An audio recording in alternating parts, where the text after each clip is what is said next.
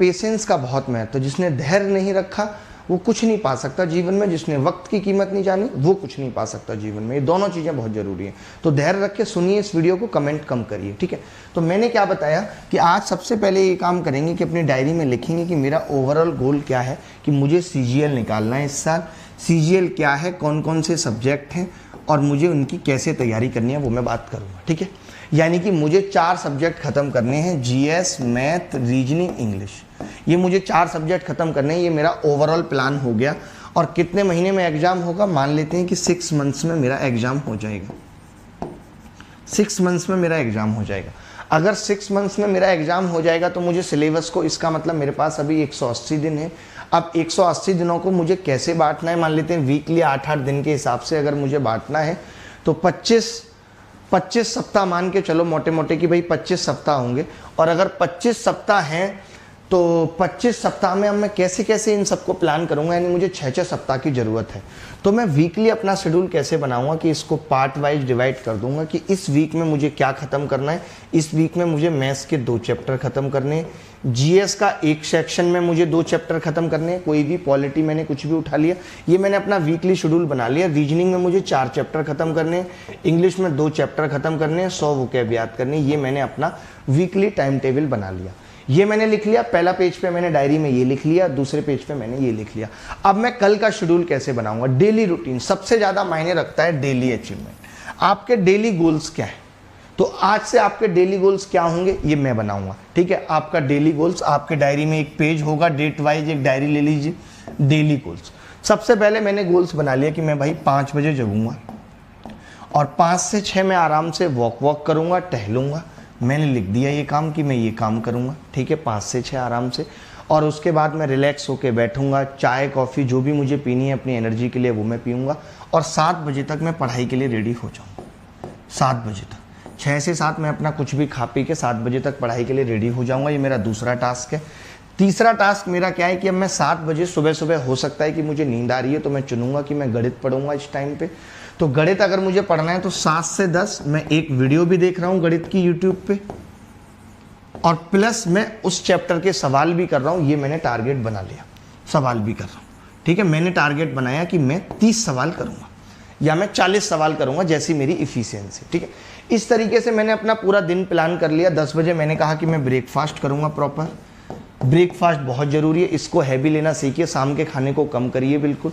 10 बजे मैंने ब्रेकफास्ट किया और आराम से मैं टहला वेला। 11 बजे मैंने 1 घंटा ब्रेक लिया।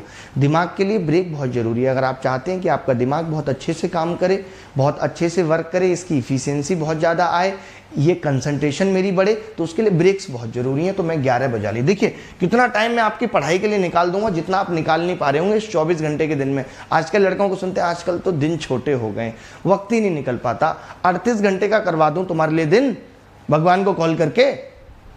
और लोग तो काबिल बन ही नहीं रहे। गूगल का CEO सुंदर पिचई तो इन 24 घंटे के अलावा उसको तो भगवान ने अलग से 12 घंटे दे दिए थे, और लोग तो IAS पढ़ के बन ही नहीं रहे। बस आप एक अकेले हैं जिसको 24 घंटे कम पड़ रहे हैं, क्योंकि 3 घंटे तो मुझे वे को देने पड़ते हैं ना, उनको देने पड़ते हैं। 3 घंटे पूछता हूँ मैं, चावल खाया कि नहीं खाया, कितना खाया, आधी रोटी क्यों खाई, 1 रोटी क्यों नहीं खाई तुमने, हैं? तुम अपना ख्याल नहीं रखती हो बिल्कुल भी, ऐसे कैसे चलेगा। उधर से भी आवाज़ आ रही है, तुम भी नहीं रखते हो। बस इन्हीं में आपका दिन बीत रहा है। ये गुड्डे गुड़िया का खेल चल रहा है, इसी से तो जीवन चलेगा तुम्हारा। जो बचपन में नहीं करते थे गुड्डे गुड़िया का खेल, वो चल रहा है भाई साहब का। मस्त लेटे हुए हैं बालकोनी में भाई साहब, रोड पे जो एक दीवार होती है पतली सी, उसी पे चिपक जाते हैं फ़ोन पे, तो होश ही नहीं है कब लुढ़क गए, बाबूजी को पता ही नहीं। धीरे धीरे आवाज़ आ रही है, आधा घंटे तक तो यही, अभी मम्मी नहीं सोई है, अभी रुक जाओ, बोलो मत। कॉल पे कॉल चल रही है, बात कुछ भी नहीं हुई, सिर्फ वक्त जाया हो रहा है। ये तरीके नहीं है सफलता के। आप सोचते हो कुछ लड़कों ने क्या मन में बिठा लिया है कि हर एक महिला का हाथ होता है सफल आदमी के पीछे, तो इनका हाथ होना बहुत जरूरी है। 10 बजे से लेकर के 11 बजे तक आपने रेस्ट किया, रिलैक्स किया, उसके बाद आप फिर पढ़ने बैठ गए, और 11 से लेकर के 1 बजे तक आपने अब GS को याद करना शुरू किया। तो GS कैसे याद होगी, ठीक है। जीएस कैसे याद होगी मैं ये भी बता देता हूँ। जीएस याद करने का सबसे अच्छा तरीका है इसे लिखना सीखिए। जब हम कोई चीज़ लिखते हैं, आप एक बात सुनिए, कानों से सुनी हुई बातें और एक देखी हुई बातें, हमें कौन सी ज़्यादा याद रहती है? देखी हुई बातें ज़्यादा। अगर मैं आपको कहूँगा 1 तो आप 1 कर देंगे, मैं आपको कहूँगा 2 कर देंगे। अगर मैंने 3 बोला और 4 किया तो आप 4 करेंगे। पता है, कभी भी आप 3 नहीं करेंगे जबकि मैंने बोला 3 है, क्योंकि कान से ज़्यादा हमारी आँखें पहले वर्क करती हैं। ये जो हम दिखाते हैं ये पहले वर्क करती हैं। आपने सुनी होगी ये वाली बात तो पहले भी। तो जब हम लिखते हैं ना कोई चीज़, वो भले ही मैंने याद नहीं की बट वो मेरे कॉन्शियस सबकॉन्शियस माइंड में चली जाती है, और जब पेपर आता है तो मुझे याद आ रहा होता है, अच्छा मैंने ये लिखा था, ये मैंने लिखा था। तो आप बात समझ रहे हैं? तो जीएस की मेरी रिक्वेस्ट, गुजारिश सब कुछ आपसे है। अगर आप चाहते हैं तो सबसे अच्छा तरीका ये है कि आप 11 से 1 बजे तक जो जीएस है नोट्स बनाएं। कम बनेंगे, मैं मानता हूँ, कुछ नहीं याद करनी नहीं है आपको, कोई याद नहीं करनी आपको, आप सिर्फ नोट्स बनाएंगे। आप लिखेंगे, आपको इकोनॉमी का पन्ना पढ़ना है तो आप लिखेंगे जीडीपी एनएनपी, इनके बारे में क्या क्या है, क्या क्या इन पे सवाल बन सकते हैं। साइड में किताब खोलेंगे प्रीवियस ईयर की, अच्छा इस पे ऐसे सवाल आए हैं, अच्छा मैं ये कर पा रहा हूँ या नहीं कर पा रहा हूँ। जीएस में पढ़ने के बाद इवेल्युएशन बहुत जरूरी है। मैं बहुत लोगों को जानता हूँ जिन्होंने सारी आईएएस की किताबें पलट दी हाईलाइटर से मार्क कर करके, और आज तक प्री नहीं क्वालिफाई हुआ, क्योंकि उन्हें याद कुछ है ही नहीं, बस वो हाइलाइटर से मार्क करते हैं लोगों को दिखाने के लिए। तो आपको जो काम करना है वो लोगों को दिखाने के लिए नहीं करना, और अगर आप लोगों को दिखा भी रहे हैं तो भी कोई मतलब नहीं है। आपको अपने प्रति ईमानदार होना है। Be honest with yourself. एक लाइन जीवन में याद रख लीजिए कि दुनिया को भले ही आप किसी भी चीज का ढिंढोरा पीटते रहें, बट आपकी खुद की सच्चाई क्या है ये आपको पता होना चाहिए। आप क्या कर रहे हो, आपने पूरे दिन क्या किया, आपने जो पढ़ा वो कितने काम का है, आपने क्या सही में। आप आज अपने आप से प्रश्न करना कि क्या मैं जो तैयारी कर रहा हूं वो पर्याप्त है। पहला प्रश्न करना अपने आप से, क्या मैं अपने पूरे दिन का सही यूटिलाइजेशन कर पा रहा हूं, क्या मैं अपने वक्त का सही सदुपयोग कर रहा हूं, क्या मैं जितना पढ़ रहा हूं उससे सिलेक्शन हो सकता है, क्या मेरे मॉक में मार्क्स 140 प्लस आ रहे हैं। इन सब बातों के जवाब आपको ना मिलेंगे। खुद से प्रश्न करना सीखिए, खुद से पूछना सीखिए कि अगर आप खुद से ही संतुष्ट नहीं हैं तो आप जमाने को कैसे कर पाएंगे, कैसे आप सफल हो पाएंगे, जब आपको खुद की नज़रों में आपको पता है कि आपके एफर्ट में कमी है। जिन लोगों का भी सिलेक्शन प्री में नहीं हुआ वो सब लोग अपने आप से पूछें कि क्या उन्होंने सही में अप टू द लेवल तैयारी की थी, नहीं की थी। क्या उन्होंने सही में उतना पढ़ा था जितना जरूरी था, नहीं किया, नहीं पढ़ा था।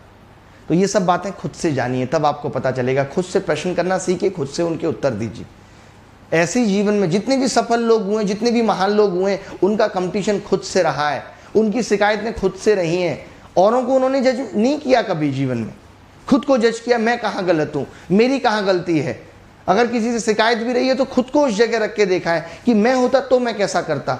और वही इंसान जीवन में सुखी है जिसको दूसरों से शिकायतें, खुद की तरफ कभी देख नहीं रहा, खुद के गिरेबान में झांक के देखने की आदत नहीं है, वो सफल भी नहीं हो पाता जीवन में, वो हर मोड़ पे असफल होता है। चलिए आगे बढ़ते हैं। तो मैंने बताया आपने ये जीएस के नोट्स बना लिए, इसके बाद आपने 1 से 2 अपना लंच किया प्रॉपर। खुद बना रहे हैं तो भी कोई बड़ी बात नहीं है कि खुद लंच बनाना पड़ रहा है, हमने भी बहुत दिनों बनाया है, खूब पराठे बेले हैं, खूब रोटियां बेली हैं, खूब पनपतियां बेली हैं, ठीक है। और उसके बाद आपको 2 से 3 थोड़ा रेस्ट करना चाहिए, सिने भले नींद आ रही है। देखिए मैंने कुछ दिन पहले भी एक वीडियो बनाई थी सफलता के ऊपर, मैंने कहा था अपने कंफर्ट जोन से बाहर आइए। आज विद्यार्थी क्या करता है, नींद आ रही है तो सो जाएगा, अरे नींद आ रही है तो सो ना। अरे भैया, जब नींद आए और इस नींद को जब आपने मार लिया, वही एक पॉजिटिव है जो आपको सफलता की ओर ले जाएगा। ठीक है, आप 2 से 3 आपने रेस्ट किया, नींद आ गई तो भी आपको नींद मार के उठना है, अपने कंफर्ट जोन से बाहर आना है। आज बच्चे कहते हैं कॉन्फिडेंस फील नहीं होता, दिन पे दिन कॉन्फिडेंस लो होता जा रहा है। क्यों? क्योंकि आप समय का सही सदुपयोग नहीं कर रहे, आप अपना समय बर्बाद कर रहे हैं। आपको इसी बात का दुख है, आज दिन ऐसे ही निकलते जा रहे हैं, कुछ हो नहीं रहा, इसलिए आपका कॉन्फिडेंस लो हो रहा है। आप एक दिन ये शेड्यूल करके तो देखिए, आपने 2 से 3 रेस्ट किया, 3 बजे फिर आप पढ़ने बैठ गए, गाने चला लिया आपने। अगर आपको लगता है कि आप गानों के साथ पढ़ सकते हैं तो आपने हल्का हल्का म्यूजिक चला लिया, और कितना टाइम निकल रहा है पढ़ने के लिए आप खुद सोचिए। 3 से 5 आपने रीजनिंग पढ़ ली, क्योंकि आपका दिमाग रीजनिंग में क्या करना है, एक चैप्टर पढ़ा, एक प्रैक्टिस सेट लगा लिया कोई भी प्रीवियस ईयर का, 5 बज गए। उसके बाद आप 5 से 6 फिर वॉक कर सकते हैं, फिर घूम सकते हैं, शाम को मौसम का आनंद ले सकते हैं। उसके बाद 6 से 8 फिर पढ़िए, क्या रह गया, इंग्लिश रह गई, 6 से 8 आपने इंग्लिश पढ़ी। और उसके बाद 8 से खाना खा के अपना डिनर करके और थोड़ा बहुत वॉक करके 9 बजे आप सो गए। सोचिए 9 से 5 तक मैंने आपके सोने का भी टाइम निकाल दिया, सब कुछ कर दिया। आज से आप ये शेड्यूल बना लीजिए। मान लेते हैं कल के लिए आपने शेड्यूल बनाया, उसके बाद जब कल रात होगी तो आप देखेंगे आपने इसमें से क्या क्या किया। ये डन हुआ तो टिक लगा दीजिए, डन किया नहीं किया। ये पढ़ाई की या ये नाश्ता कर पाए टाइम पे तो टिक लगा दीजिए। आपने 7 से 10 वीडियो देखी, देख पाए, सवाल 30 कर पाए, नहीं तो नॉट डन कर दीजिए। तो अपने डेली के टारगेट सेट करिए और उन पे लिखिए डन नॉट डन, ये हुआ ये नहीं हुआ, ताकि आगे अगले दिनों में और सुधार कर पाएं। मेरा पिछला दिन से बेहतर अगला दिन होना चाहिए, मेरा अगला दिन पिछले दिन से बेहतर होना चाहिए। इस पे आपको काम करना है, हर दिन का एनालिसिस करना है, अगर आप वाकई में जीवन में ऊंचाइयों का शिखर छूना चाहते हैं तो। अन्यथा वहीं रह जाएंगे। वही जो गांव में एक जीवन आपके पिताजी ने जी के बिताया वही आप बिताते रह जाएंगे, कोई चेंज नहीं होगा। उनकी दुकान थी, मेडिकल स्टोर था, आप भी उस पर बैठने लगेंगे, ना ये समाज सम्मान देगा, उस पुत्र को कोई सम्मान नहीं देता जो पिता का बिजनेस संभाल लेता है। कुछ अलग हटके करना पड़ता है, कुछ ऐसा करना पड़ता है जो परिवार में किसी ने नहीं किया। और हर आदमी ये चाहता है कि उसको समाज, ये दुनिया, ये रिश्तेदार सब सम्मान दे। मनुष्य एक सामाजिक प्राणी है, बिना इस सम्मान के नहीं जी सकता। आज जितने भी लोग दुनिया से जा रहे हैं तो वो सेटिस्फाई नहीं हुए, उनको ये नहीं लगा कि दुनिया मेरे लिए ठीक है। और वो तभी है जब आप अपने दिमाग में अपने आप से खुश हैं, जो आप कर रहे हैं उससे खुश हैं। कम से कम खुद से तो खुश रहने की आदत डालिए, खुद से तो उम्मीदों को पूरा करिए। आप दूसरे लोगों से उम्मीदें पाल लेते हैं, उसने मेरी बात नहीं सुनी, ये नहीं किया। आप अपनी उम्मीदों पे खरे उतर पा रहे हैं? आप जो ये सोचते हैं कि मैं इतना पढ़ूं, क्या आप इस पे खरे उतर पा रहे हैं? नहीं उतर पा रहे। तो क्या मतलब है जीवन का? आपको खुद की उम्मीदों पे खरा उतरना है। ठीक है, चलिए आगे बढ़ते हैं, अगले पॉइंट पे आते हैं। अच्छा हाँ, हाउ टू मैनेज डिस्ट्रैक्शन। सबसे बड़ा पॉइंट यही है कि हाउ टू मैनेज डिस्ट्रैक्शन। ये बड़ी टेंशन की बात है।